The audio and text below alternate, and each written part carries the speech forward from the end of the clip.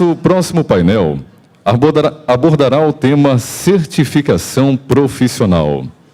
Gostaríamos de convidar o presidente do CRA-RJ, administrador Wallace de Souza Vieira, mediador deste painel, para compor a mesa e conduzir as atividades.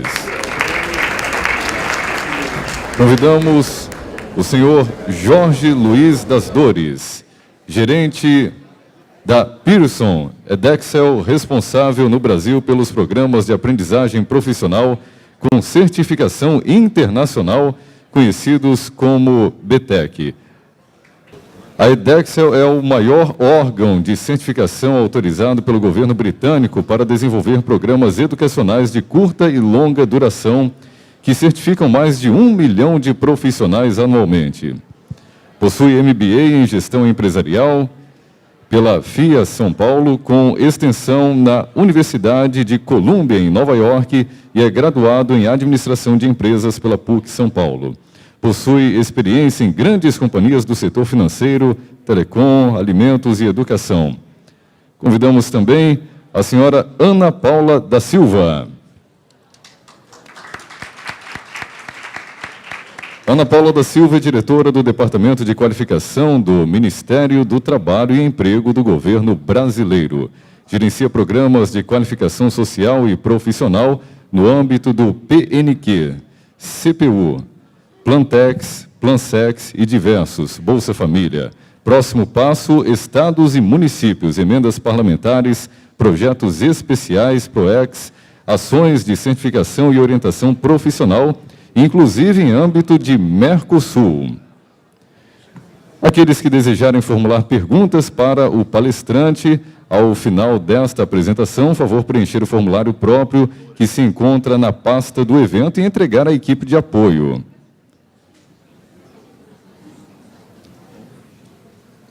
Neste momento, nosso presidente fará a abertura dos trabalhos.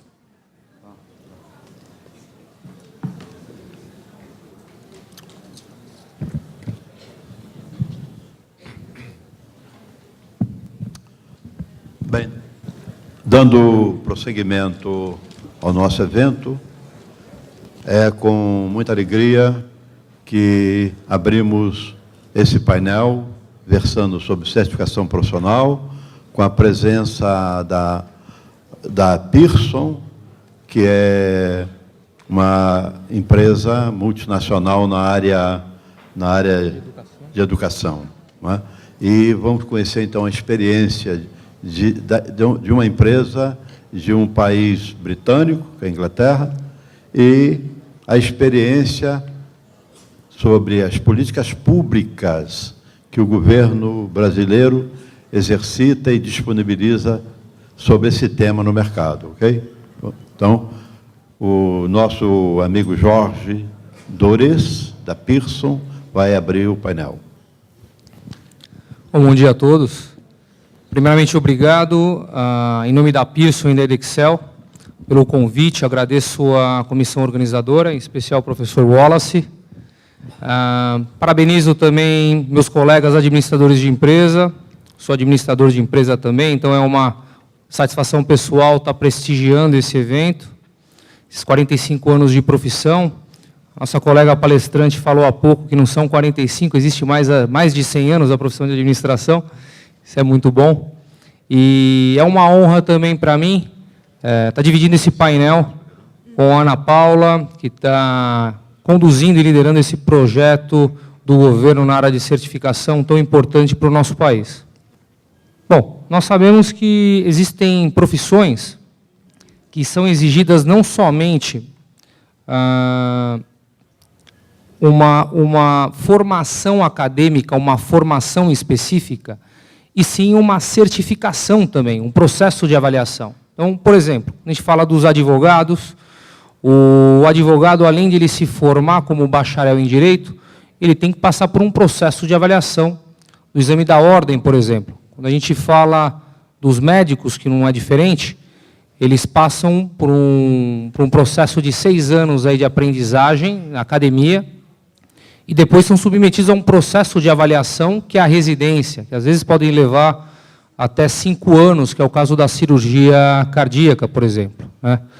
E muitos centros médicos, inclusive, exigem não só desses profissionais, dos médicos, da certificação da residência, mas uma certificação específica da área, né? Seria uma certificação de atuação da especialidade. Bom, se a gente extrapola isso para outras profissões, hoje a gente vive um ambiente extremamente competitivo, né?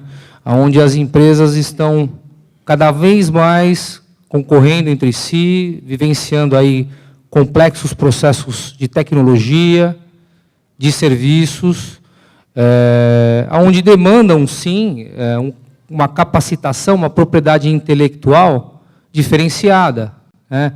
Então, é preciso demonstrar a performance, demonstrar a habilidade técnica desses profissionais que atuam nessas outras áreas, outras indústrias também. Bom, isso tem um impacto direto no sistema de avaliação, né? Hoje, a gente observa que não só mais a frequência de cursos, as notas, elas são suficientes para avaliar um profissional. Hoje exige-se uma avaliação por competência, que o profissional demonstre na prática, não somente o conhecer, o saber, mas o saber fazer. Ele demonstrar na prática a aplicação dos conhecimentos, certo?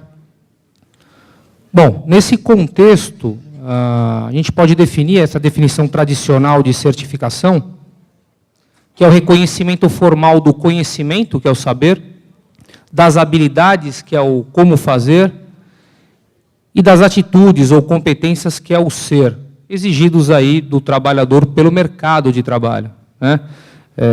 Isso através mesmo de experiências empíricas, você consegue adquirir essas competências no ambiente de trabalho. A gente pode pegar o exemplo de um pintor que exerce a profissão há 15, 20 anos, não tem uma formação básica, mas tem uma proficiência naquele trabalho, naquela função, né? Ou até um profissional que passa por um programa de capacitação de curto ou longo prazo. Então, é possível, sim, certificar essas competências. Falando um pouquinho da origem da certificação, ao que nos consta, o histórico de certificação nos remete ao século XII. Começou no Reino Unido, onde associações de artesãos, de mercadores, criavam junto com seus monarcas, né, com as câmaras municipais, brasões que eram gravados nos objetos que eles confeccionavam.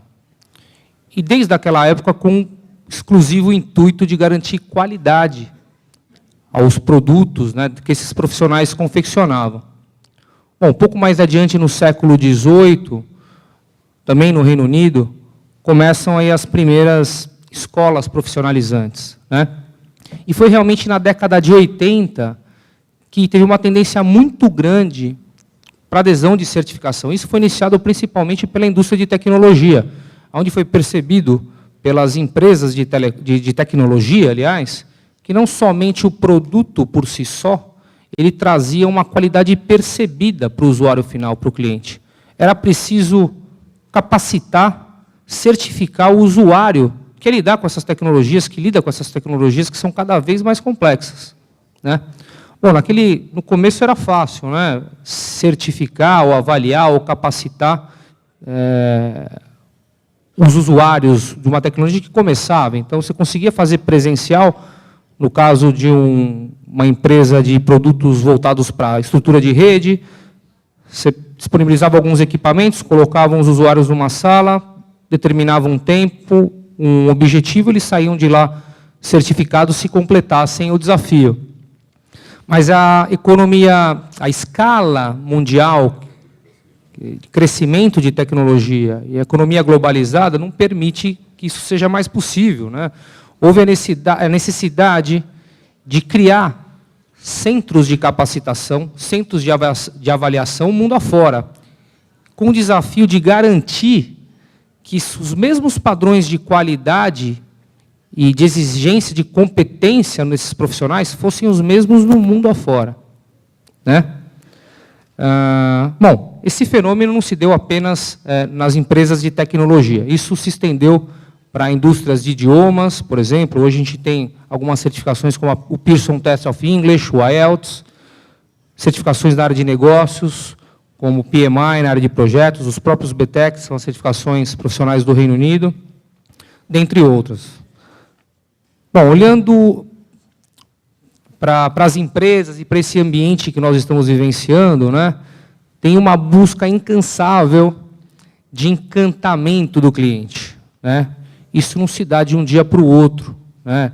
É muito importante, é necessário você desenvolver o capital humano, as competências no profissional, para que isso reflita na ponta, no seu produto e busque aí esse encantamento do cliente. E a gente pode utilizar, inclusive, a terceirização como um grande desafio aí para quando se fala de capacitação de profissionais. Então, imagina aí uma empresa de telefonia que tem uma equipe de técnicos que instalam banda larga nos domicílios, nos milhares, na magnitude de milhares de funcionários ao redor do Brasil. Então, como eu capacito e garanto que a qualidade de serviço, de prestação de serviço e de transmissão de valores são os mesmos do que a empresa pretende, né? É um desafio muito grande. A mesma coisa para uma montadora que trabalha com concessionárias de donos distintos, vendedores de veículos são terceirizados. Como eu vou garantir que a qualidade prestada e a mensagem de lançamento, por exemplo, de um novo veículo vai ser a mesma Brasil afora ou mundo afora, né? Então, o peso da certificação, então não basta apenas a capacitação. O peso da certificação é importante nesse processo de capacitação. Porque o que a gente traz de experiência empírica, o que a gente vê não só no Brasil, mas mundo afora, é que quando existe um processo de avaliação formal, tanto os instrutores quanto os profissionais, eles se dedicam mais, eles se envolvem mais, são os primeiros a questionar o processo de qualidade, né, e o conteúdo dos programas, tá certo? Bom, existem muitas empresas aí, eu cito algumas delas, que já percebem o valor da certificação no Brasil. Então, a DataSul, na área de tecnologia, já trabalha certificando funcionários aí no seu sistema de franquia, a própria Renault, montadora, a Sky DirecTV. O próprio Senac São Paulo certifica dentro dos seus programas de qualidade, programas de extensão, tanto no cursos livres e acadêmicos, curso superior, profissionais na área de hotelaria, de negócios, de saúde. Bom, tem o Banco do Brasil, que é uma das maiores universidades corporativas do Brasil, né? Certifica anualmente 50% dos seus funcionários. Está falando em torno de 55 mil, 60 mil funcionários em diversos níveis, gerencial, técnico, operacional, né? Entre outras, né? Área financeira, a própria Petrobras. Bom, é importante também compartilhar algumas melhores práticas aí, né? Então, a gente entende que certificação teve o berço no Reino Unido, seu berço no Reino Unido, e o sistema de certificação no Reino Unido passou por uma revisão muito grande na década de 80, né? Onde foi identificado alguns pontos que eu queria compartilhar com vocês. Então, na década de 80, nesse sistema lá no Reino Unido, não havia nenhum padrão claro dos programas de certificação profissional. Então, havia, sim, duplicações de diferentes organizações aplicando programas que tinham sobreposições, certo? A voz do empregador não era tão relevante na formulação dos programas, então havia uma desconexão dos programas ofertados com a aplicabilidade no ambiente de trabalho.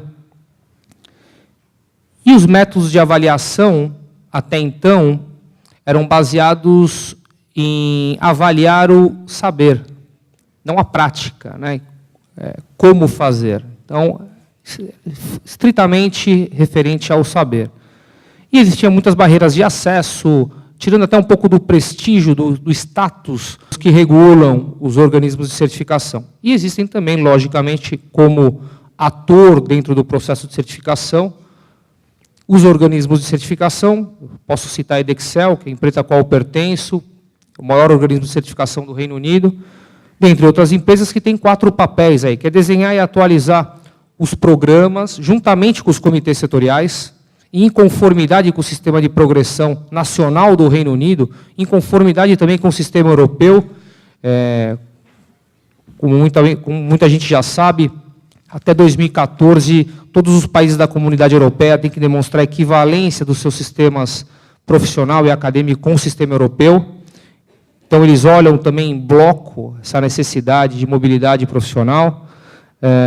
E tem papel a organização, os organismos de certificação, de trabalhar com as instituições capacitadoras de forma a garantir a qualidade das empresas que capacitam, que são as universidades, as escolas, os empregadores diretamente, não é verdade? E, por fim, são eles que emitem os certificados. Bom, para demonstrar um pouco também da relevância da certificação, eu trouxe uma breve revisão aí sobre um estudo que a Edexcel patrocinou e que foi executado pela White Loop, uma das maiores consultorias estratégicas do Reino Unido, que foi publicado em 2009, envolveu aí 12 meses de pesquisa, 25 países, ouvimos 2.000 pessoas, entre governantes, educadores, professores, empregados também, né? Então, 2 grandes objetivos. Então, primeiro era identificar, nesses países, quais que eram as lacunas entre o sistema tradicional, profissional, e a demanda do mercado de trabalho. Surgiram alguns desafios, aí, algumas sugestões, e, no segundo momento, era realmente propor soluções práticas de educação eficiente para o emprego, que era o tema do estudo, que se traduz, quando a gente fala de educação eficiente ou efetiva para o emprego, como o desenvolvimento e evolução aí das competências exigidas para o profissional do século XXI.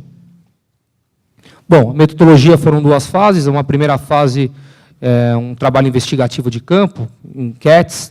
Uma segunda fase foram feitas mesas redondas em 5 países de desenvolvimento. Então, são os BRICS, tirando a Rússia, Brasil, Índia e China, Emirados Árabes e África. E algumas soluções foram sugeridas aí, que vão muito de encontro com certificação profissional, né? Então, nós estamos falando de desenvolver, realmente escutar o empregador, né? Perfis profissionais que conectem com o mundo corporativo, isso juntamente com o mundo corporativo, né? Incorporar conceitos de competências, então não só avaliar o saber, mas avaliar o como fazer, avaliar a prática, criar rotas claras aí de desenvolvimento, né? Até para dar mais prestígio para a educação profissional, com níveis bem distintos e claros de crescimento profissional. Logicamente, desenvolver a qualidade nos remete até o século XII, né? Desde lá tinha uma preocupação com a qualidade dos produtos, dos profissionais. E, lógico, compartilhar as melhores práticas educativas e, por fim, criar um sistema de avaliação que realmente ateste, demonstre a performance do profissional, de forma prática, né? Sempre visando a qualidade e um padrão internacional, por que não? Olhando, porque, na verdade, a gente acaba brincando lá na área de certificação na empresa, que o padeiro da Europa, o padeiro do Brasil, o padeiro dos Estados Unidos, possuem os mesmos objetivos de aprendizagem. No final, sai o pão.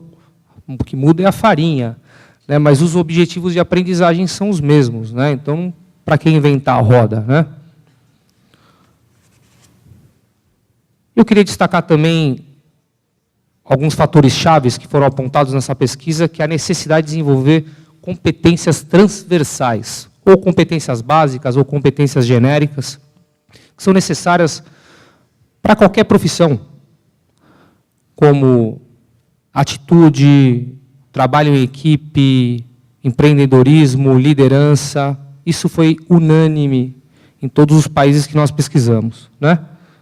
Bom, terminando de forma resumida, eu queria apontar algumas razões ou benefícios da certificação. Bom, do ponto de vista do profissional, ele agrega, sim, como um diferencial competitivo a questão de demonstrar no seu currículo que ele tem uma comprovação de uma habilidade prática, de uma competência. Eu não tenho como deixar de lado os números, né? Lógico, na década de 80 teve o boom da área de tecnologia em certificação, em termos de certificação, e hoje ela é muito mais difundida entre os empregadores, entre o mercado. Então, hoje a gente já tem estatísticas que, por exemplo, o IDC Brasil, instituição aí renomeada no mercado, apontou que as chances de empregabilidade, e não tem como falar de certificação sem remeter aí à empregabilidade, é um questionamento de todos, aumenta em 53%. Lógico, isso é um trabalho de formiguinha nas outras áreas, mas é um índice que já aparece aí. E a questão da inserção social, né? A gente não pode fugir da questão que existem vários níveis de certificação, né? No Brasil, são 14 milhões de analfabetos, como o próprio Sistema Nacional de Certificação Profissional aponta, 8% da população. Então, tem gente que não tem nem ensino médio, não sabe falar, não sabe escrever. E uma certificação para um pintor que pinta há 20 anos lá e nunca cursou aí uma educação formal, é importante para a autoestima desse profissional, para dar sequência, de repente, à escolaridade, né? Então, tem esse papel também. Bom, para as empresas auxilia bastante no processo de recrutamento, seleção e gestão de talentos, porque identifica, assim, aí, de forma objetiva, quem são os profissionais que demonstram ou foram avaliados por competência. Ajuda na questão da qualidade, nós já falamos, a capacidade intelectual. Então, quando a gente fala de certificação por competência, a gente está vivenciando hoje um mundo empresarial que não só os produtos são valorizados, mas sim as pessoas, né? Então, é muito importante entender e avaliar a performance dessas pessoas na prática. Questão de organização no mercado, reconhecimento internacional e promover a produtividade como um todo.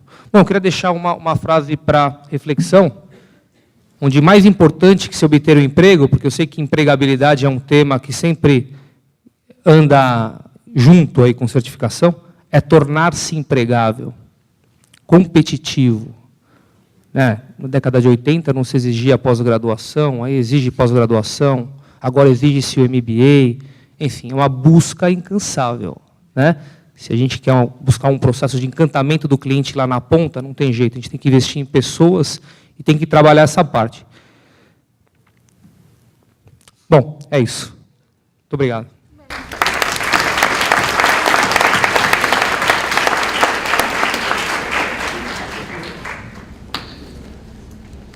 Eu passaria a palavra agora para a Ana Paula, representante do Ministério do Trabalho, que certamente nos colocará a par da política pública ou das políticas públicas que o Ministério desenvolve no campo da certificação. Posso? Então, vou pedir licença, professor, vou para lá. Tá? Bom, muito bom dia a todas e todos. Primeiramente, eu quero falar para vocês da satisfação de estar aqui no Rio de Janeiro no dia de hoje. Embora eu seja catarinense, eu tenho um amor inenarrável pelo estado do Rio de Janeiro e pela cidade do Rio de Janeiro. A minha filha mais nova, inclusive, nasceu aqui, tem 10 anos já, mas é carioca. Então, sempre vir ao Rio de Janeiro é um prazer. E quero dizer a vocês também que, em nome do ministro Carlos Lupe, que também é conterrâneo aqui de vocês, do ministro do Trabalho, e o nosso secretário de Políticas Públicas, o Carlos Cime, nós agradecemos. O Ministério do Trabalho e Emprego agradece a vocês pela possibilidade, pelo CRA daqui do Rio de Janeiro, de participar desse encontro que a gente percebe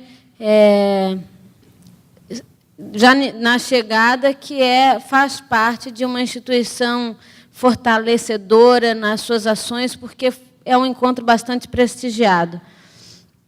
Bom, eu quero também agradecer e dizer para vocês da satisfação de dividir esse painel com o Jorge, que é um gentleman, um homem muito elegante, representa muito bem a sua empresa, a Pearson, e certamente, por conta das tuas competências pessoais, ainda vais acertar grandes negócios aí para a empresa que representa, Jorge. E eu vou fazer um esforço grande para apresentar para vocês, da forma mais clara e objetiva possível, como nós pensamos as políticas públicas de qualificação e certificação profissional no ambiente público.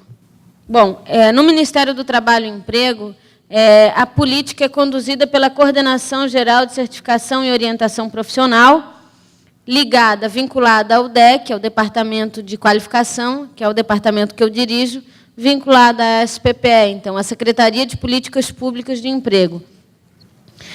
No cenário nacional, a Secretaria de Políticas de Emprego ela encontra aí como desafios uma situação onde 50% da nossa população está em situação de pobreza ainda.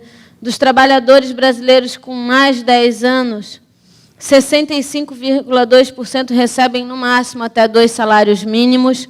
Mais de 2/3 da população não possui o ensino fundamental completo, tendo, no máximo, 7 anos de escolaridade. E mais de 80% das ocupações da CBO, que é o Código Brasileiro de Ocupações e que rege toda a cadeia produtiva nacional, exige apenas um nível mínimo de escolaridade do 4º ao 5º ano de ensino fundamental apenas. Por conta desse contexto, nesse ambiente da Secretaria de Políticas Públicas, então, a gente elegeu no PNQ, que é o programa que tem o programa que coordena essa ação de certificação dentro do ambiente do Ministério do Trabalho e Emprego, a gente priorizou nas resoluções o atendimento especial a brasileiros e brasileiras que se encontram em situação de vulnerabilidade social.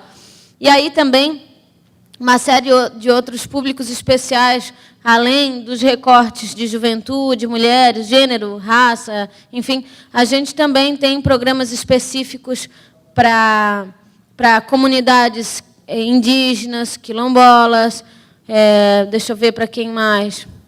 Bom, enfim, para a política de qualificação da área rural, do trabalhador rural, para egressos do sistema prisional, enfim, justamente públicos que têm mais dificuldade de acessar ao mercado de trabalho em razão da pobreza e das suas condições sociais.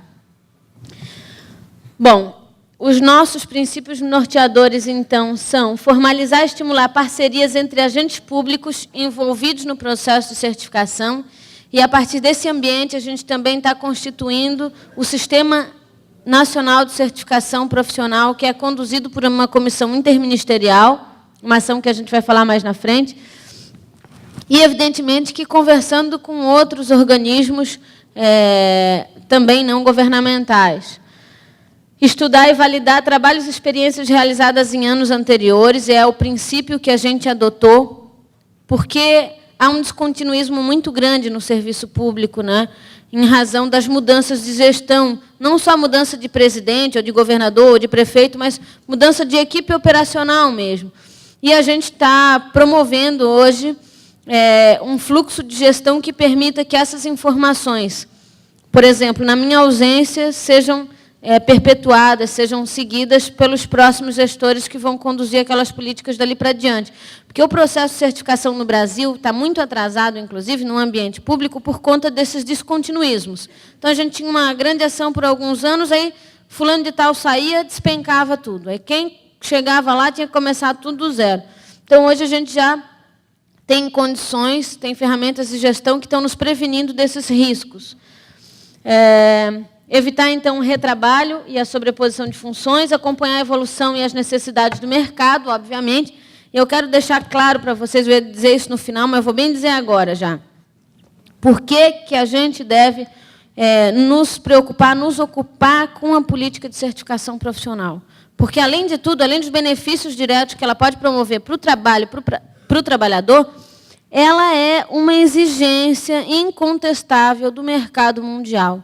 O Brasil precisa, mais que tudo, estabelecer uma política de certificação profissional competente, porque, inclusive, que se registrar, algumas ocupações e algumas instituições só contratam servidores, pessoas, trabalhadores certificados, por exemplo. Especialmente em algumas cadeias produtivas ligadas ao setor produtivo, que exigem uma especificidade muito técnica ou uma necessidade de acuidade visual específica para um trabalho de laboratorista, por exemplo.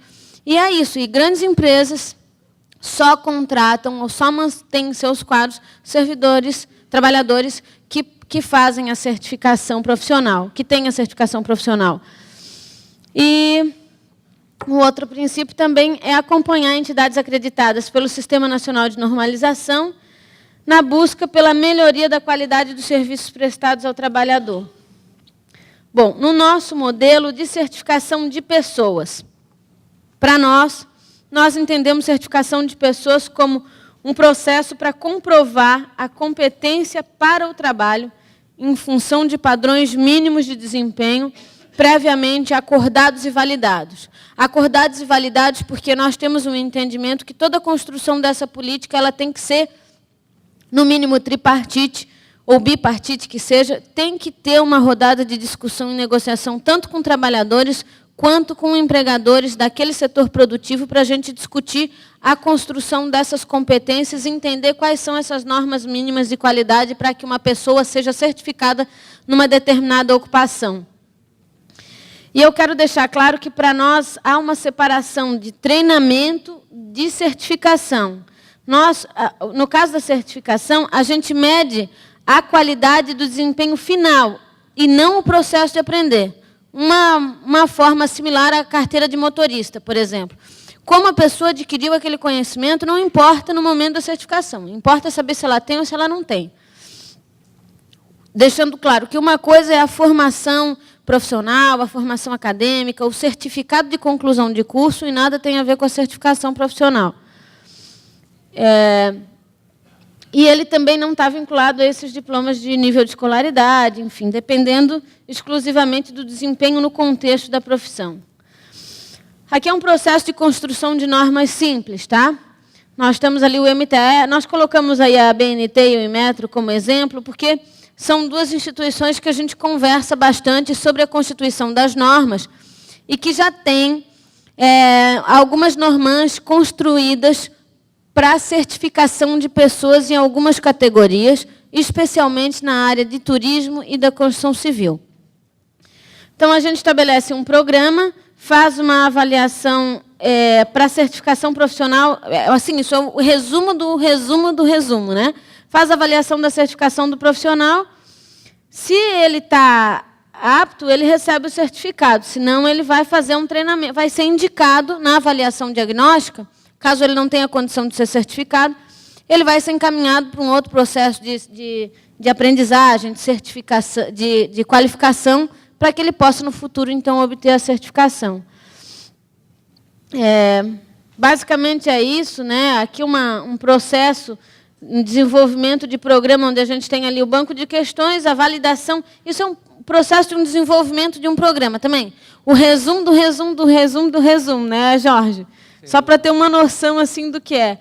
A gente elabora aí, depois das normas, um banco de questões, testes, e aí faz a validação desses testes por profissionais, especialistas, de um comitê daquele setor, com empregadores e trabalhadores daquela área, padroniza e define o modelo de prova, de como vai ser o modelo de prova para entender essa certificação, né? Isso aqui também é o resumo do resumo do resumo de um processo de certificação. A gente tem lá a inscrição do candidato. Como que eu vou certificar? Bom, por exemplo, eu quero ser certificado. O que eu tenho que fazer? O processo que um candidato vai percorrer é basicamente esse também. Ele se inscreve, aí tem a seleção do local para a prova, faz uma prova escrita. Isso aí, gente, essa questão da prova escrita, a gente está utilizando aí como exemplo um padrão de ocupação, vamos dizer, como camareira, dessas ocupações assim de nível básico, tá? Garçom, enfim, que não exigem grande habilitação. Aí ele faz uma prova escrita. Se ele for bem, aí a gente vai ver. Aí ele segue adiante. Se ele for bem, a gente vai ver se essa ocupação ainda exige uma prova prática. A maioria delas exige. Aí ele faz mais uma provinha prática, que tem uma duração média de 2 horas aí. Se ele for bem na prova, se o resultado for ok, ele vai ter o certificado. Se o resultado for negativo, ele vai receber um laudo e aí vai retomar para o início do processo de certificação ou vai ser encaminhado para um processo de qualificação profissional, de formação. Essa é a maneira como o Ministério do Trabalho entende a certificação para ocupações de nível básico. Tá? Uma outra ação que nós desenvolvemos, essa ação de certificação profissional está no âmbito do PNQ. Uma outra ação que nós desenvolvemos nós estamos aí na construção do Sistema Nacional de Certificação Profissional, que é um grupo, então, composto por diversos ministérios, que tem um histórico iniciado em 2003. Depois eu vou disponibilizar a apresentação para vocês, para a gente não ficar, né, perdendo tempo nesse histórico todo dos trabalhos da comissão. E que, em 2008, quando a gente chegou no Ministério, a gente retomou essa discussão. Final de 2008, começo de 2009, nós retomamos as discussões, depois já de toda uma validação já plena, feita e referendada, consulta pública encaminhada, enfim. E agora a gente está aguardando os órgãos consultivos, que na verdade são as consultorias jurídicas dos ministérios, darem o parecer final para mandar para a Presidência da República, então, para que o presidente possa sancionar o decreto de criação de instituição do Sistema Nacional. A concepção desse sistema, então, ela prevê um processo, como a gente já falou, negociado pelas representações dos setores sociais, empregadores e trabalhadores, e regulado pelo Estado. Vai tratar da identificação, avaliação e validação de conhecimentos, saberes, competências, habilidades e aptidões, que são conceitos completamente diferentes, não é o fórum apropriado, porque é uma questão de concepção longa, mas parecem similares, mas são conceitos bem distintos. Enfim, decorrentes dessa aprendizagem formal ou informal. Define também a estratégia de aprendizagem permanente da promoção do acesso ao mundo do trabalho e é uma política complementar à orientação profissional. A Comissão Nacional, então, ela tem composição tripartite, como a gente já falou, com finalidade de formular, coordenar e monitorar a política nacional de certificação, estabelecer o repertório nacional de qualificações certificáveis, instituindo as câmaras técnicas setoriais e estabelecendo critérios e mecanismos de credenciamento de entidades acreditadoras. E vocês deviam guardar isso aí, porque isso aí vai ser um nicho de mercado no Brasil já já. Não é, Jorge? Já estou olhando, já. Já né? No repertório nacional, então, a gente produz aí o catálogo de ocupações, os arcos ocupacionais passíveis de formação, a ser constituído sempre pela descrição do perfil profissional, dos itinerários formativos e do arco ocupacional de uma determinada cadeia produtiva. É elaborado pelas câmaras técnicas setoriais, porque é isso, tem lá o Sistema Nacional. Mas quando a gente for desenvolver, por exemplo, as normas para a área do turismo, então a gente vai chamar a cadeia produtiva do turismo para discutir norma por norma. E aí é onde eu falo para vocês, tem muitos sistemas, a importância de a gente ter um entendimento da validação. O que nós pensamos hoje, o pessoal que compõe o sistema? Para que a gente vai gastar desenvolvendo uma norma, que não é barato, porque mobiliza a gente, enfim, se já tem órgãos que já desenvolveram isso, como a Pearson, como a própria BNT, enfim. A ideia é que a gente possa trabalhar com essas normas que já estão construídas e já são utilizadas no Brasil. E gastar, investir naquelas que a gente ainda não desenvolveu. Porque a gente tem um sem número, infinitas normas ainda para serem construídas, porque a gente tem muito poucas possibilidades de certificação profissional ainda no Brasil, com normas validadas ou desenvolvidas ou aplicadas no Brasil. Tá? A base para esse trabalho, obviamente, que é a CBO, a Classificação Brasileira de Ocupações, e também a Classificação Nacional de Atividades Econômicas, referenciais da educação profissional e do próprio Sistema de Avaliação da Conformidade. Eu já falei rapidamente das câmaras, como funciona, então eu vou passar aqui. Depois das câmaras, aí a gente tem as entidades certificadoras, que podem ser públicas ou privadas, entidades que vão se inscrever ou que vão se disponibilizar para certificar o trabalhador lá na ponta, e que são que são as, então, especializadas na implementação dos processos de identificação, avaliação e validação desses saberes ou de aptidões profissionais decorrentes da aprendizagem formal e informal. E aí é mais do que tudo importante. O Sistema Nacional ou o Ministério do Trabalho, nós vamos financiar a política pública nessa área, né? Mas nós vamos ter órgãos de apoio para acreditar em situações certificadoras. Vai ser isso.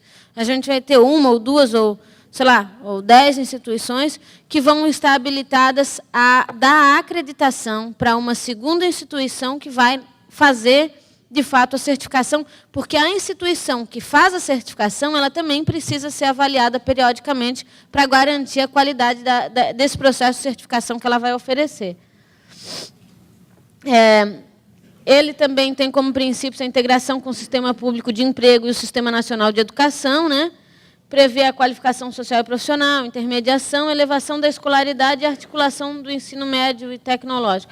Isso aqui é um desenho, vocês estão vendo que o meu forte não é a apresentação de PowerPoint, né? Eu faltei nessa aula na faculdade, porque as minhas apresentações são as mais simples possíveis. A do Doris toda bonita, a minha toda feia. Mas, basicamente, é isso aí. Ó. Eu vou fazer uma qualificação especial para essa área. Mas, basicamente, aí é o desenho da comissão, né? Tem lá a Comissão Nacional, a Secretaria Executiva, as comissões técnicas, com um repertório nacional de qualificações certificáveis, e aí o processo de certificação, né?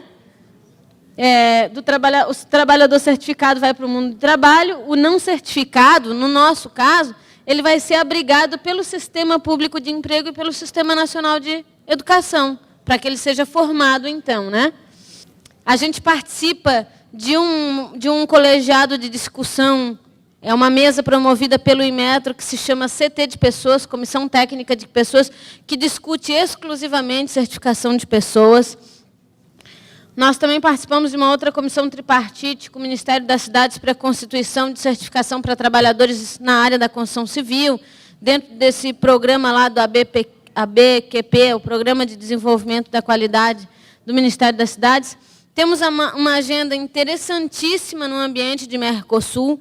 Nós estamos hoje construindo, através do subgrupo de trabalho 10, que é um segmento específico no ambiente governamental do Mercosul, que tem também a participação nas mesas de trabalhadores e empregadores, que está discutindo justamente a criação de um sistema regional para esses países de certificação profissional.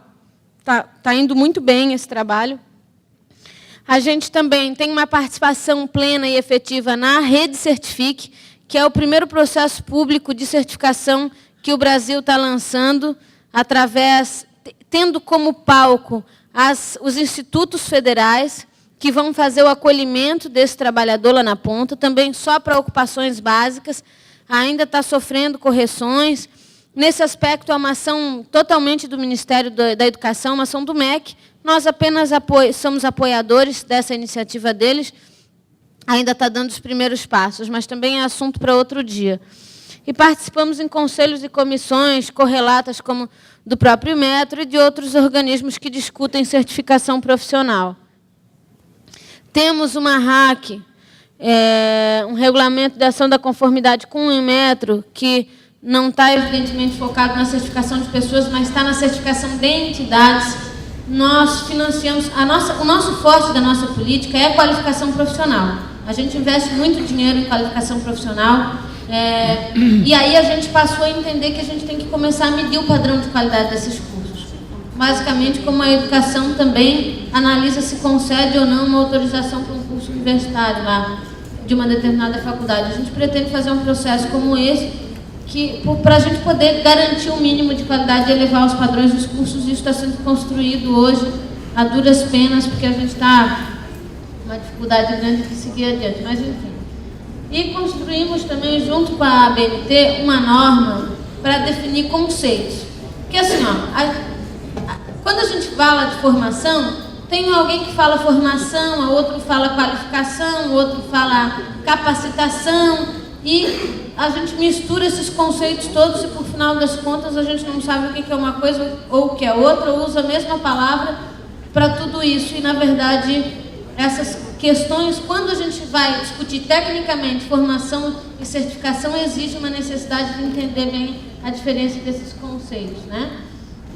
Como novos desafios, então, a gente pretende realizar um processo legítimo a partir de acordos realmente com os setores sociais, com os atores sociais participantes, né? Desenvolvendo um processo confiável, idôneo e transparente, onde toda a sociedade brasileira possa participar da construção desse sistema, ter o conhecimento dos setores produtivos, das representações profissionais, das instituições educacionais, dos governos e da sociedade, porque de nada a gente adianta lançar um programa nacional de certificação descredibilizado, então ele tem que ser muito cuidado, principalmente na questão da escolha desses parceiros para que ele tenha qualidade. Obter, então, a credibilidade da certificação pela sua utilidade às pessoas, fundamentalmente tem que ser um processo de fato inclusivo. Reconhecer competências adquiridas no mundo de trabalho ou na trajetória da vida das pessoas, com possibilidade para aumento da escolaridade formal e ampliação de perspectivas de engajamento social. Eu quero só falar para vocês o seguinte, assim, ó, para essas ocupações de nível básico, que estão muito focadas nesse tipo de público que a gente vai atender, a gente fala muito de um termo que se chama certificação de saberes. Claro, e a gente tem, viu, Jorge, pontuado essa questão por quê? Porque a certificação profissional, ele é um processo que exige uma validação permanente, entendeu? Tu vai lá e, conforme a ocupação, essa necessidade de recertificação ou de reavaliação pode ser de 2 anos, pode ser de 3 anos, pode ser de 5 anos, pode ser de 10 anos. O que a gente discute? Que nesse ambiente, para esse público, para essas ocupações básicas, por exemplo, para você certificar uma camareira, não tem necessidade de você exigir uma certificação de um profissional como esse dali 2 anos. Entende? É um gasto que o Brasil não tem condição de financiar. Então, para algumas pessoas, na questão de certificação de saberes, esse tem que ser entendido, mais que tudo, como a possibilidade de inclusão real no mundo do trabalho dessa pessoa, de reconhecimento, muito mais de aferição de dignidade e aproximação dessa pessoa com o processo de cidadania nacional, do que de uma cobrança contínua e permanente do seu conhecimento, porque aquela ocupação não exige muito mais do que isso. Então, a discussão que a gente tem, inclusive com alguns organismos nacionais de certificação aqui nosso, no Brasil, é que é uma coisa que eu digo, por exemplo, eu não vejo necessidade nenhuma de a gente recertificar uma camareira ou de recertificar um pedreiro. Tem algumas ocupações que a gente não tem necessidade em um curto espaço de tempo, como as normas exigem, e por isso a gente anda brigando hoje.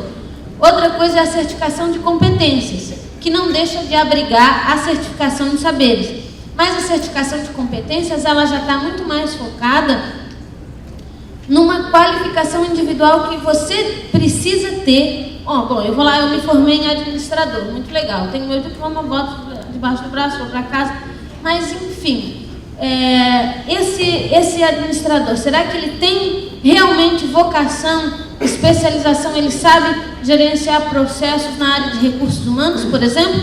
Eu sei que ele recebeu essa formação na faculdade, ele tem diploma, ele está em tese habilitado para isso. Mas qual é o nível de aperfeiçoamento daquele candidato, qual é o nível de habilitação pessoal dele naquela competência específica? E é isso que a certificação de competências vem contribuir e medir. E a outra questão se refere a que o Jorge já falou, que é a certificação de competências transversais. Por exemplo, Copa do Mundo, 2014, Olimpíadas de 2016, tarará. Hospitalidade é uma competência transversal que todo mundo tem que ter, gente. Nós vamos receber gente. E aí a gente pretende também financiar ações nesse sentido, né? De estabelecer aí um programa, por exemplo, de certificar os trabalhadores brasileiros nessa competência transversal que é a hospitalidade. Reduz custo, porque os processos de qualificação são mais longos, são mais caros, e nos permite ampliar o nosso braço, alcançar mais gente com o mínimo de qualidade necessária para receber o turismo. Basicamente é isso. A gente está trabalhando muito nesse conceito de certificação de saberes e competências, mantendo os parâmetros do PNQ nesse momento, eu quero deixar claro isso. O Sistema Nacional de Formação de Certificação Profissional é grande, é o todo. Na ação do PNQ, nesse ambiente, a gente tem um foco específico para os nossos públicos prioritários. Eu tinha deixado algumas questões aqui a respeito de PROESC, que são um outro tipo de programa, mas eu não vou falar hoje. Eu vou deixar aí na apresentação para vocês verem, dizendo só também que é uma ferramenta interessante, que acaba sendo complementar à certificação, porque é um programa onde o governo federal financia projetos especiais, inovadores de desenvolvimento para a área da formação, da qualificação ou da certificação profissional. E se vocês tiverem alguma dúvida, se eu puder contribuir, né, de alguma maneira, está aí o meu e-mail, o meu telefone. E muito obrigada de novo. Desculpa o excesso de tempo aí, professor, que eu já sei que eu passei isso.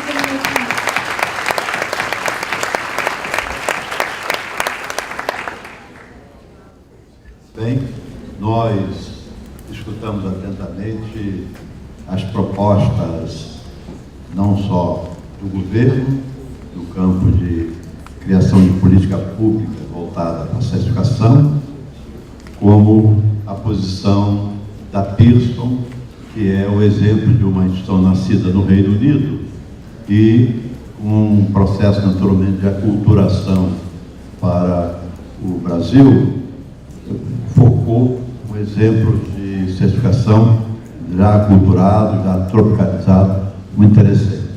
Bom, a questão da certificação é um tema crucial para o país, para a sociedade, para as profissões, porque eu vou repetir o que eu falei na abertura.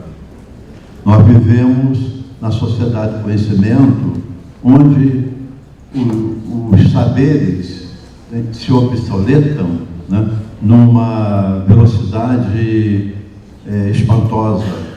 E por isso, a miúde e constantemente, os saberes têm que ser reavaliados.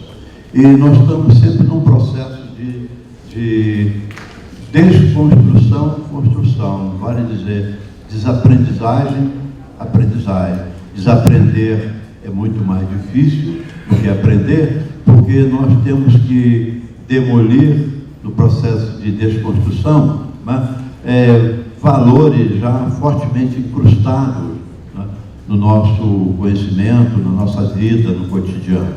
Bem, esse tema foi pautado por sê-lo demasiadamente importante a nosso juízo e a juízo do Conselho de Administração de toda a sociedade, né, dos conselhos profissionais. Quando se fala de que há uma tendência natural de a certificação vir a substituir o diploma, porque os diplomas estão inexoravelmente ligados a uma noção de formação, né, em definitivo, quando o processo tem que ser permanentemente reavaliado. A avaliação, então, como pano de fundo, é a ideia, a força mais significativa no processo de certificação. Quando nós estamos falando que o diploma é uma noção, né, ligada a um conceito mais tradicional de formar em definitivo para a vida toda, quando isso é impossível por viver esse tipo de sociedade, eu diria que os diplomas tipos da Ordem dos Advogados, que é uma certificação, hoje também seguida pelo Conselho Regional de Contabilidade, ela tem o mesmo caráter, né, de diploma. Simplesmente, um dado momento da vida do profissional de direito, do profissional de contabilidade, ele passa pelo crivo de um processo para ele ser advogado, para ele ser contador. E depois? Então, a nosso juízo, o exame da ordem, o exame do Conselho de Contabilidade, eles têm que ser pós-cedidos de um permanente processo de certificação. Então, a certificação, como foi dito aqui, ele é um diferencial competitivo, a certificação é capaz de, então, de contextualizar a carreira profissional, não é um processo episódico. Deixa eu ver mais minhas anotações aqui e outras. Por exemplo, não só contribui para a contextualização, mas também é um instrumento precatar, né, de precaução contra a citada obsolescência do conhecimento. Então, envolve-nos o saber permanentemente. Eu gostei muito, por exemplo, de um foco dado pelo Ministério do Trabalho, através da Ana Paula, de certificação de pessoas.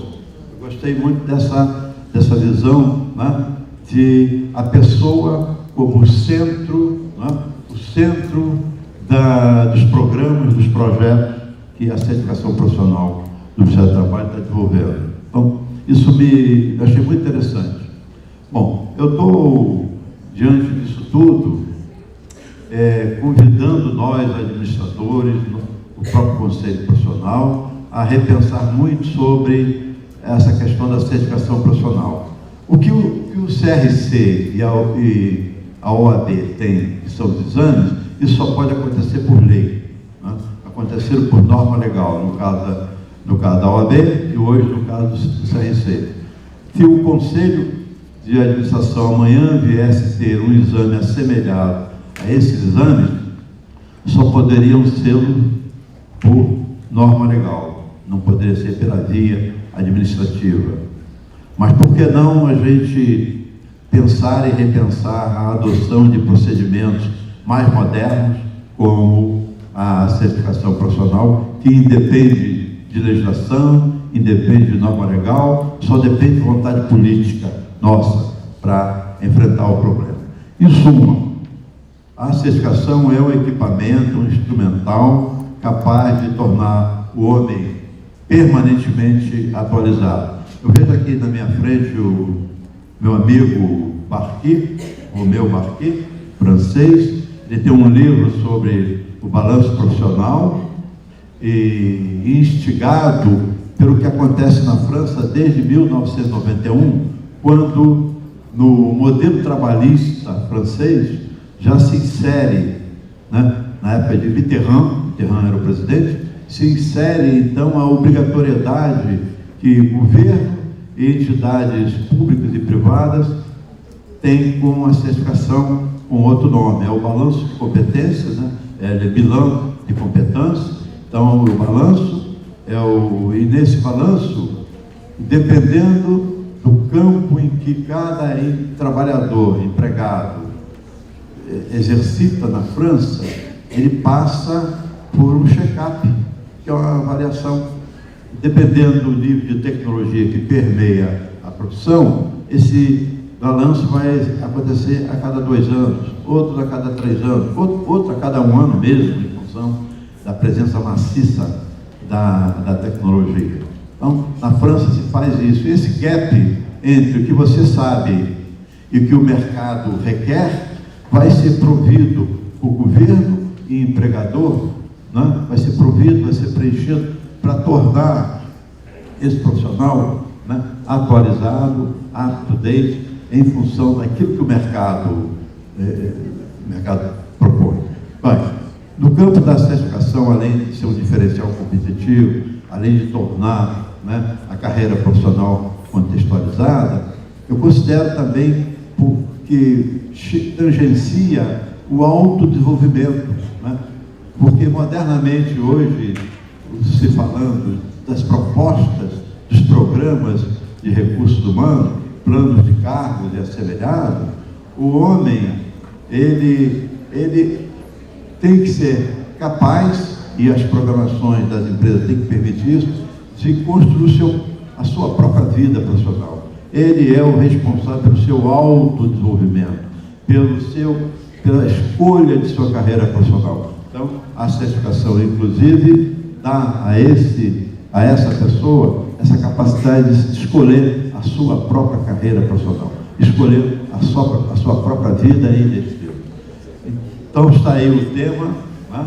Eu quero que cada colega que saia daqui e instituições aqui presentes pense bem sobre as colocações da Pearson, do governo brasileiro através do Ministério do Trabalho, e as colocações que eu faço aqui, que representam o pensamento, não meu, mas do Conselho Profissional, nosso Conselho Profissional.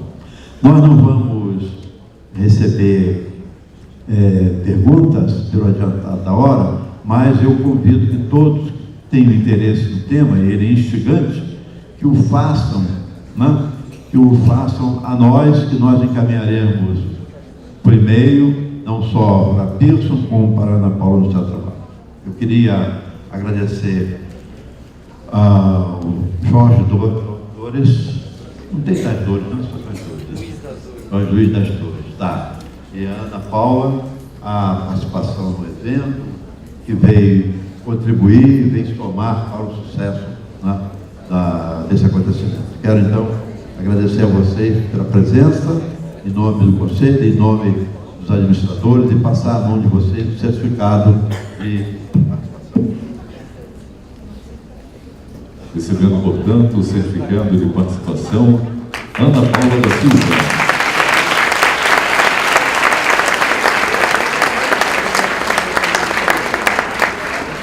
Da mesma forma, Jorge Luiz das Dores.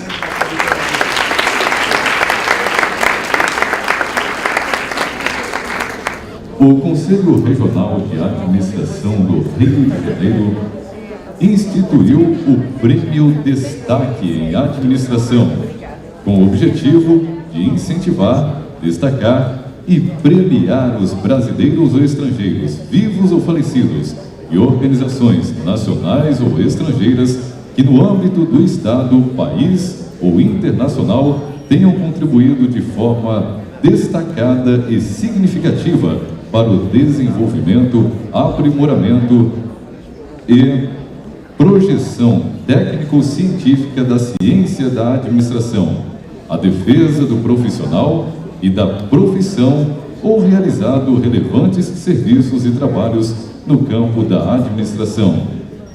O destaque em administração é concedido anualmente pelo plenário do CRA-RJ nas seguintes categorias: contribuição profissional no campo da ciência da administração e da valorização da profissão do administrador, contribuição honorífica no plano de desempenho social, político e administrativo, contribuição benemérita na área de doação material que tenha propiciado o surgimento ou desenvolvimento de entidades que prestam relevantes serviços à sociedade, e também jovem administrador no campo da ciência da administração e da valorização do profissional. Senhoras e senhores, vamos ao anúncio dos agraciados com destaque em administração 2010. Eles receberão um diploma e um troféu alusivo à distinção concedida pelo CRA do Rio de Janeiro. Seu portfólio profissional é rico em realizações, definindo como um verdadeiro administrador, empreendedor, educador. Entre os diversos cargos relevantes que ocupou, esteve à frente da Diretoria-Geral do Senai do Rio de Janeiro, da Presidência do Conselho Estadual de Educação do Rio de Janeiro, reitor da Universidade e da Uniswan. É doutor em Educação pela Universidade Federal do Rio de Janeiro e autor de 5 livros sobre educação. Atualmente, é consultor da Universidade Veiga de Almeida e chefe de gabinete do secretário de Estado de Ciência e Tecnologia do Rio de Janeiro. Na categoria Contribuição Profissional, convidamos para receber o Prêmio Destaque em Administração 2010 das mãos do presidente do CRA-RJ, administrador Wallace de Souza Vieira, o administrador Roberto Guimarães Boglin.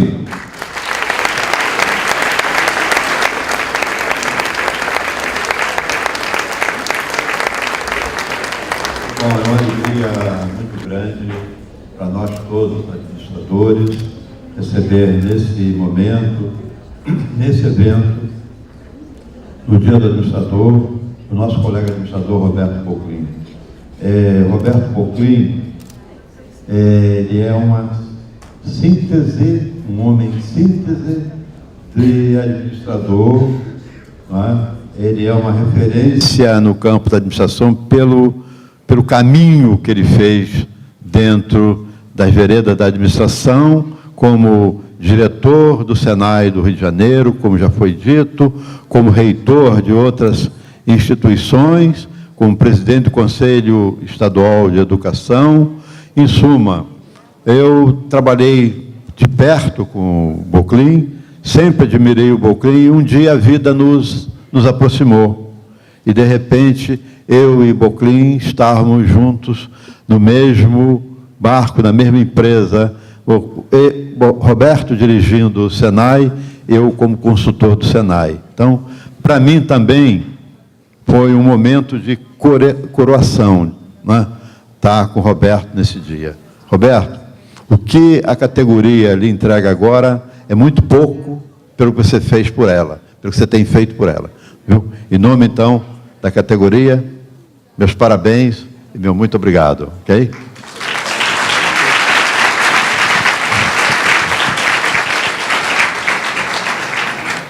Prezados colegas administradores,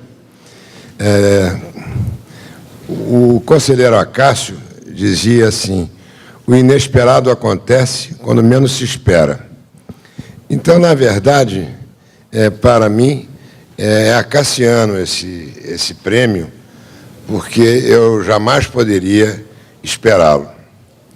Mas tão logo eu soube de quem estava ao meu lado nessa data, eu fiquei profundamente orgulhoso, porque está ao lado da professora Terezinha Saraiva, querida amiga de tantos e tantas jornadas, e onde eu tive a oportunidade e o privilégio de, além da sua amizade, de aprender muito sobre a área da educação.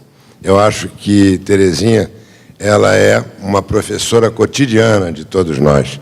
Ela vive a educação intensamente, até hoje, com muito brilho e com muita competência.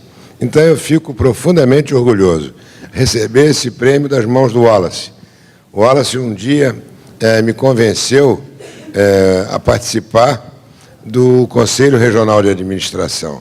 Foi uma experiência também muito rica, que eu tive a oportunidade de aprender a conviver mais de perto com os membros do CRA, com os seus conselheiros, e foi realmente muito enriquecedor e muito proveitosa para mim. O Wallace é um amigo de muitos e muitos anos, não é de hoje que nós nos conhecemos, e nem tão pouco do Senai, é de muito mais tempo, não é? Muito mais. A gente não deve também ficar assim querendo recordar períodos, né?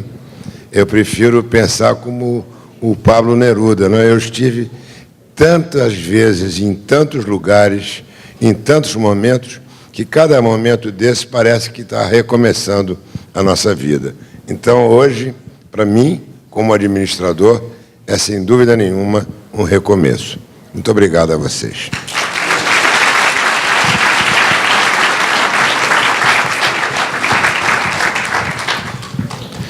Na categoria Contribuição Honorífica, foi escolhida uma educadora, cujos serviços representam um verdadeiro legado a milhões de cidadãos brasileiros. Ela foi secretária-geral do MOBRAL, Movimento Brasileiro de Alfabetização, secretária de Educação do município do Rio de Janeiro e conselheira do Conselho Federal de Educação, dirigente da Fundação Nacional do Bem-Estar do Menor, membro da Fundação Sesgran Rio, entre diversos outros cargos sempre dedicados à formação de jovens e adultos. Convidamos para receber o prêmio Destaque em Administração 2010, das mãos do conselheiro administrador Carlos Roberto Fernandes Araújo, a professora Terezinha Saraiva.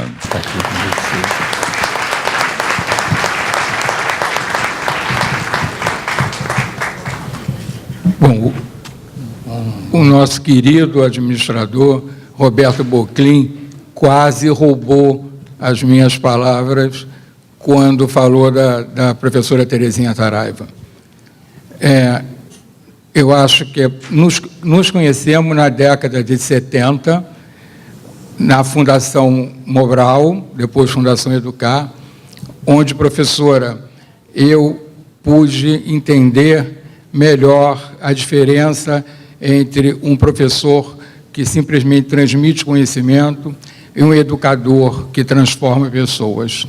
A senhora fez parte da minha transformação como profissional, porque naquele momento eu estava iniciando a minha carreira e pude, através do seu exemplo, como executiva, não só como educadora, mas como executiva, através desse exemplo, eu pude tentar copiar um pouquinho e me aproximar daquilo que a senhora sempre foi. Mais que professora, educadora, ocupando esses cargos, eu me lembro perfeitamente que, há uns anos atrás, eu a convidei para uma palestra na Firjan sobre educação para o trabalho, já que a senhora também já fez parte do Sistema S, e para cerca de 500 pessoas da instituição que eu dirijo, que é a Universidade Estácio de Sá. Eu perguntei para a senhora naquele momento como eu iria anunciá-la. Aí a senhora disse assim: me chame só de professora Terezinha Saraiva, porque o resto eu já fui e eu estou sempre preocupada com o que eu ainda vou ser. Isso me fez pensar, né, como a senhora é ainda útil, importante, e aí eu não vou falar só, eu acompanhei a sua vida, quer dizer, profissionalmente, nós seguimos alguns caminhos distintos, mas estivemos sempre próximos na educação, e mais que isso, professora, no carinho, no amor e no respeito que eu tenho para a senhora. A vida, professora, de vez em quando, passa umas rasteiras nas pessoas. Recentemente, ela passou uma rasteira grande na senhora, eu sei disso. Mas pessoas como a senhora precisam estar sempre fortes. E a senhora está sempre com muita dificuldade, eu sei, nesse momento, mas a sua família precisa da senhora e os seus amigos precisam da senhora. Nós precisamos do seu carinho e, principalmente, precisamos do seu exemplo como profissional, como mãe, como avó, como mulher e como amiga. É com muita honra que eu passo, nesse momento, esse diploma, professor, como contribuição honorífica, destaque em administração, por tudo que a senhora representa para a educação, de um modo geral, inclusive para a educação para o trabalho.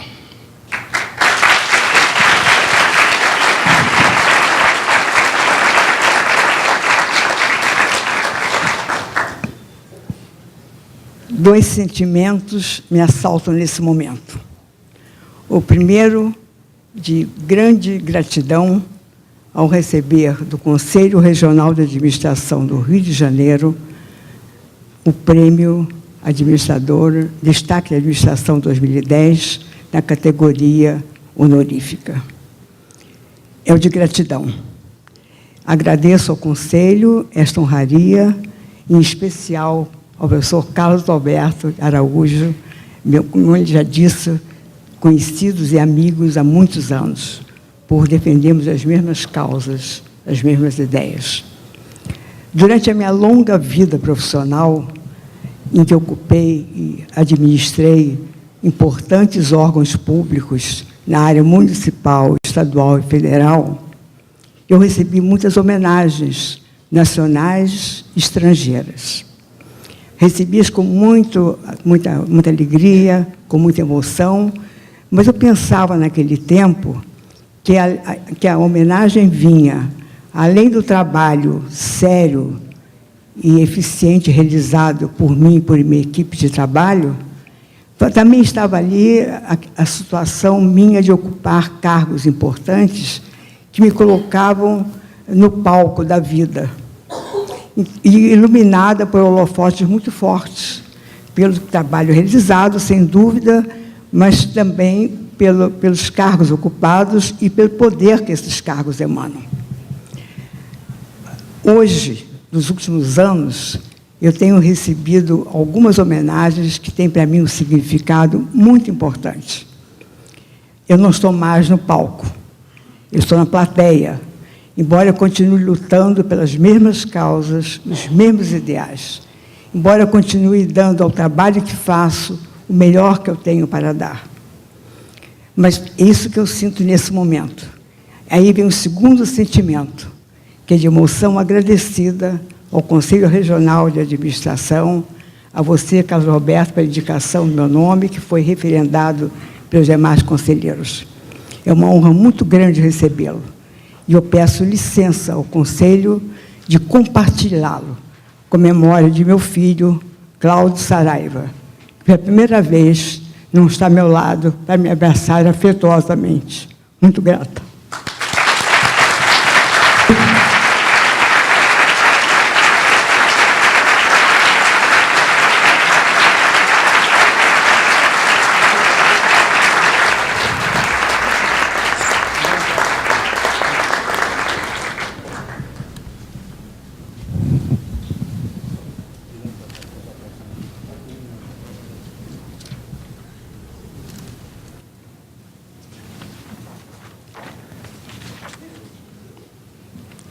Terezinha Saraiva, receba mais uma vez nossos aplausos como forma de um abraço afetuoso.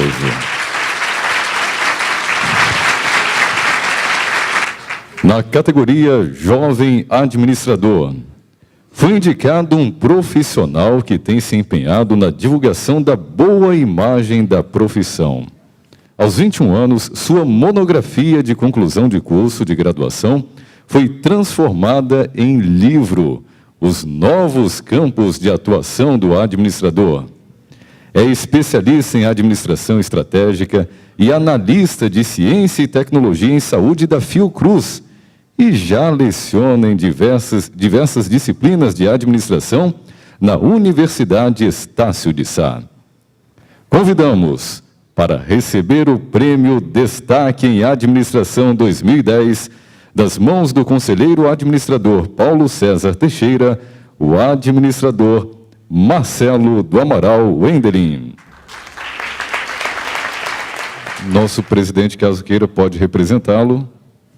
É uma honra muito grande voltar, né, a esse palco para festejar mais um administrador que ainda tão jovem, e por isso o prêmio é endereçado ao jovem administrador, no sentido de estimular que outros colegas jovens, né, trilhem pelo mesmo caminho no campo, né, de destaque. O seu tem a ver com livros que você produziu, não é? Então, tem livros produzidos já pelo nosso amigo, nosso colega administrador, sem falar na regência de áreas no campo da Faculdade de Administração, me parece que é Estácio, né? Olha, eu estou no improviso, porque não seria eu, né? Você me desculpe aí, né? Mas, e cumprimentá-lo por isso. Me parece ser o segundo livro de sua autoria. Primeiro eu estou mal mesmo, né? Não decorei o script, né? Vou puxar a orelha do Paulo César. Tem que fazer o segundo. Ele vai fazer o segundo. Depois dessa, ele vai fazer o segundo, né? Mas a gente tem que brincar também, não é um ambiente só, né, de seriedade, também seriedade, mas a brincadeira faz parte, né, de nosso evento, né? Então, cumprimentá-lo pelo que você tem representado para o Conselho, o que você tem representado como referência para o jovem administrador e instigá-lo a que cada vez mais continue dentro dessa visão, né, de obsolescência do conhecimento, etc., que você cada vez mais, né, não aceite o status quo e permaneça nesse processo de desconstrução, porque com a sua idade, já com um livro e outro a caminho, o Wagner já sinalizou, não é? Eu acho que você está comprometido com a sociedade, está comprometido com a categoria, está comprometido com a sua própria, né, juventude, né? Então, meus cumprimentos em nome do Conselho e desejo que você volte aqui ano que vem, ou então instigue mais colegas a voltarem ano que vem, ok?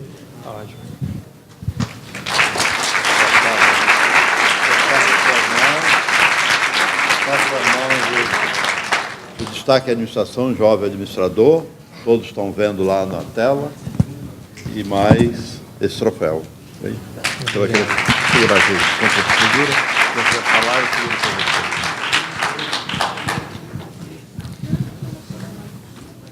você. Boa tarde a todos. Primeiro, para mim é uma grande honra poder receber esse prêmio Destaque Administração na categoria Jovem Administrador, né, no dia de hoje. E, enfim, passa na minha mente a minha trajetória acadêmica e profissional iniciada na Universidade de Tarso de Sá como aluno, né? O professor Carlos Roberto, meu grande mestre, acompanhou toda essa minha trajetória, foi autor do prefácio do meu primeiro livro, né? Que muito me honrou essa possibilidade. E o que mais me motiva recebendo esse prêmio hoje é, de alguma forma, que eu tenho a certeza que eu, quanto administrador, isso reafirma o meu compromisso com a profissão, com a categoria, de dignificar e de disseminar a ciência da administração, de honrar o compromisso que eu tenho com a minha profissão, né? Mais que isso também reafirma o meu sentimento de que nós, administradores, somos agentes de transformação, tanto nas organizações quanto na sociedade. Somos nós, os profissionais, capazes de promovermos ações que visem o desenvolvimento econômico e social desse país, da nossa cidade, do nosso estado. Somos profissionais capazes de promover uma sociedade mais justa e mais igualitária para todos, com menos desigualdades sociais. Obviamente, não somos nós sozinhos, administradores, que seremos capazes de transformar essa sociedade, mas nós, junto com outras profissões, com outras categorias, com a mobilização do nosso Conselho, somos capazes de transformar não só a nossa realidade individual, como organizacional e social. Então, essa eu acho que é a mensagem que eu deixo, não só para nós jovens administradores, né? Enfim, que muito me orgulha receber esse prêmio como jovem administrador e poder compartilhar com vocês também esse meu pensamento, mas para todos nós dessa categoria que estamos em prol de uma sociedade mais justa, mais igualitária e de promover o desenvolvimento desse país, né? Quero agradecer também aos meus mestres, aos meus mentores, né? Por sempre apoiar e acreditar que era possível. E parabéns a todos pelo dia de hoje.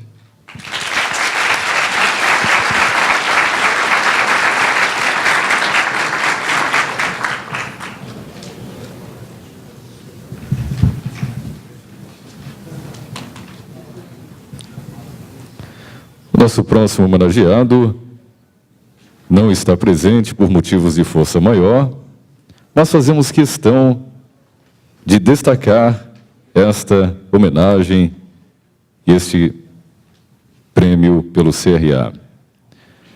Ele fundou há exatos 25 anos o mais bem-sucedido jornal no campo da educação, levando à população brasileira informações atualizadas sobre os caminhos para se lograr êxito em vestibulares, concursos públicos, estágios e empregos.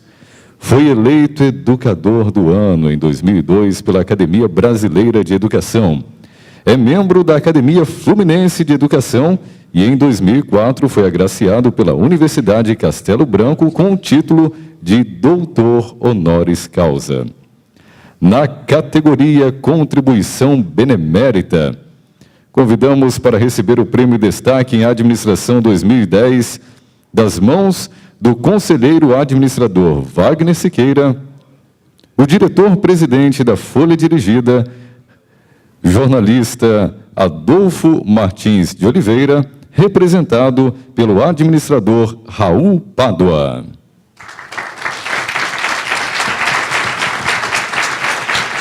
Adolfo Oliveira e folha dirigida são duas personalidades, pessoa física e jurídica, que se confundem. Neste momento, a concessão desse prêmio tão merecido a Adolfo e a folha dirigida, porque são personalidades que se confundem, se fundamentam em duas razões também. Primeiro, pela contribuição incrível, fantástica, relevante, que a folha dirigida e Adolfo têm dado ao fortalecimento do Instituto do Concurso Público do Serviço Público Brasileiro. Ao falar-se em Instituto do Concurso Público, está se falando na preservação, no fortalecimento, na profissionalização, na valorização do serviço público, do servidor público e, portanto, do sistema do mérito. A primeira vez que se efetivamente, para não se ir muito longe no processo histórico, que se inscreveu em nossa Carta Magna a exigência de concurso público foi na Carta de 34, em 1934. Durante muito tempo se fez o governo Vargas no Estado Novo, e depois no processo de redemocratização, e depois na volta de Vargas em 51, na eleição de 51, esse instituto foi mantido. Pouco a pouco ele foi perdendo. Quando Adolfo, há 25 anos, funda a folha dirigida. Esse sistema hoje cada vez se valoriza de novo no Brasil, portanto é um resgate de um elo perdido, não é alguma coisa que se constrói do novo. A partir da Constituição de 88, ele tem uma contribuição muito importante na valorização, na contribuição para o aprimoramento do serviço público e, portanto, de um serviço público cidadão. A outra razão é a razão também como empresário. O processo capitalista brasileiro é muito retardatário, né? Se Marx tivesse que escrever o Capital de novo, ao ler certamente, né, a realidade econômica brasileira e a formação do capitalismo brasileiro, ia tomar um choque, porque dificilmente poderia fazê-lo, né, porque o nosso processo histórico viola a própria lógica marxista. Mas o verdadeiro capitalismo brasileiro surge recentemente, independente da tutela do governo, independente da sustentação do governo. E, nesse sentido, de novo, Adolfo Oliveira tem uma contribuição relevante ao sair de um mero articulista de concurso público no Jornal dos Esportes. Jornal dos Esportes, não é? Jornal dos Esportes, eu fiquei confuso com a notícia, mas é o Jornal dos Esportes, que também o lia, e construir uma organização complexa, sofisticada, que não mais se dedica apenas à questão do concurso, mas à educação como um fim em si mesmo.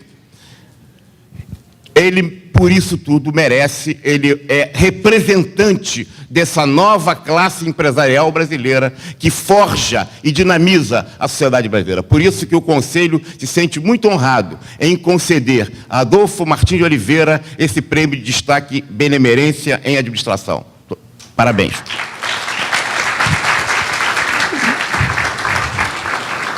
Eu retransmitirei para ele as suas palavras, Wagner. Muito obrigado a todos.